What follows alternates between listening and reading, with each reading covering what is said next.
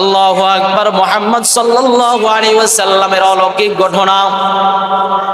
আমার প্রিয় হাবিব যখন আসলেন, আসার পরে মক্কার আরবের ভিতরে যে সন্তানগুলো জন্মগ্রহণ করে, জন্মগ্রহণ করার পরে সবাই সবার সুসংবাদগুলো দেয়। আল্লাহু আকবার। আব্দুল মুত্তালিবের বংশে এত সুন্দর ফুটফুটে, এত সুন্দর চেহারা অবয়ব মানুষ জন্মগ্রহণ করেছে, পৃথিবীর আর কোনো সন্তানের সাথে তার চেহারা মিলে না। পৃথিবীর কারো চেহারার সাথে তার চেহারা মিলে না, পৃথিবীর তার কোনো গঠনের সাথে গঠন মিলে না। আল্লাহু আকবার। নবীজি সাল্লাল্লাহু আলাইহি ওয়াসাল্লাম যখন জন্মগ্রহণ করলেন, নবীজির লজ্জাস্থানের উপরে তার দুইটা হাত ছিল। এত ছোট বয়সে নবীজি সাল্লাল্লাহু আলাইহি ওয়াসাল্লাম জন্মগ্রহণ করার পরই কোনোদিন পৃথিবীর কোনো মানুষ তার লজ্জাস্থান দেখে নাই। সুবহানাল্লাহ।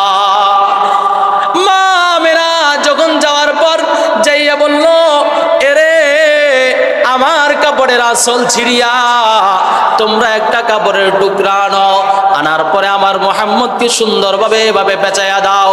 যখন পেঁচাইয়া দিলেন, আল্লাহু আকবার, আমার প্রিয় হাবিব লজ্জাস্থান থেকে হাত ছড়াইয়া ফেললেন। সুবহানাল্লাহ।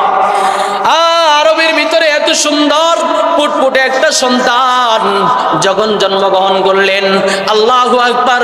জন্মগ্রহণ করার পর নবীজি সাল্লাল্লাহু আলাইহি ওয়াসাল্লাম জন্মের সুসংবাদ শুনে আবু লাহাব, যেই সময় আবু লাহাব যেই নবীর দুশমন ছিল, ওই আবু লাহাব যখন নবীজির জন্মগ্রহণের কথা শুনলেন, নবীজির জন্মগ্রহণের কথা যখন তার দাসী সুহাইবা যাইয়া আবু লাহাবকে বলল, আবু লাহাব, তোমাদের বংশে তো একটা সন্তান জন্মগ্রহণ করেছে।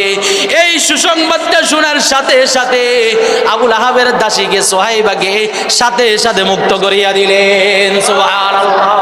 মক্কার বড় কাফির লিডার আবু লাহাব পর্যন্ত মুহাম্মদের সুসংবাদ শুনে তার দাসীকে, গোলামকে, তার দাসীকে মুক্ত করে দিলেন, মুক্ত করে দিলেন, আজাদ করে দিলেন।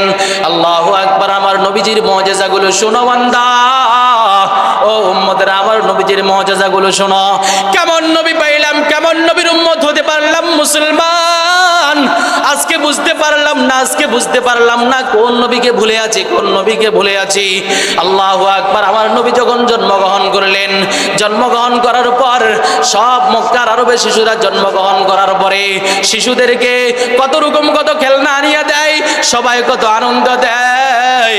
মা আমিনা বলে, আরে তার বাবা নাই, বাবা কত আগে ইন্তেকাল করেছে, আজকে যদি তার বাবা থাকতো কত সুন্দর খুশি হতো। আল্লাহু আকবার। আল্লাহ বলে, রে আমিনা, তার বাবা থাকা লাগবে না। আল্লাহু আকবার। যখন রাত্র হলো, রাত্র হওয়ার পরে আব্দুল মুত্তালিবের কাছে যখন নবীজি সাল্লাল্লাহু আলাইহি ওয়াসাল্লাম তিনার কোলে মুহাম্মদ সাল্লাল্লাহু আলাইহি ওয়াসাল্লাম, এই মুহূর্তে আকাশের চন্দ্র এবং তারকাগুলো নবীজির সাথে খেলা করার জন্য চলে আসছে। সুবহানাল্লাহ। আল্লাহু আকবার। নবীজি সাল্লাল্লাহু আলাইহি ওয়াসাল্লাম আব্দুল মুত্তালিবের কোলে, দাদার কোলে নাতি, এই মুহূর্তে আসমান থেকে চন্দ্রগুলো, আসমান থেকে তারকাগুলো নবীজি সাল্লাল্লাহু আলাইহি ওয়াসাল্লামের সামনে এমন বাজে চলে আসছে, আব্দুল মুত্তালিব চিৎকার করে উঠছে, না জানি আসমানের চন্দ্র তার মাথায় পড়ে যায় কিনা। সুবহানাল্লাহ। তাহলে যেই নবী জন্মের পরে আসমানের তারকা তিনার কাছে খেলা করার জন্য চলে আসে, আনন্দ দেওয়ার জন্য চলে আসে। ও প্রিয় মুসলমান, কেমন নবী পাইলাম, কেমন নবী পাইলাম। আল্লাহু আকবার। নবীজির একবারে ইতিহাস থেকে শুধু বরকত, বরকত, বরকত। আল্লাহু আকবার। নবীজি আমাদের জন্য রহমত। নবীজি শুধু মানুষের জন্য রহমত নয়, নবীজি সব জিনিসের জন্য রহমত। নবীজি পশু পাখির জন্য রহমত, নবীজি সারা পৃথিবীর জন্য রহমত। সুবহানাল্লাহ।